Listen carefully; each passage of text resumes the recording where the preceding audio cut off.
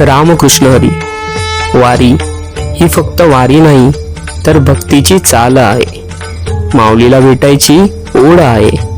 या प्रवासात थकवा नाही, कारण पावलांमध्ये भक्तीच असते. त्याच जोडीला विठुरायाची साथ असते. असे म्हणतात, विठुराया हा आपल्या भक्तांसाठी एवढा व्याकुळ होतो की तो स्वतः वारीत सहभागी होतो. तो मंदिरात नव्हे, माझ्या उरात ठेचला. प्रेम त्याग सेवा यातच तो दिसला. वारीत सहभागी होताच विठ्ठल हा माझा झाला. जय हरी विठ्ठल.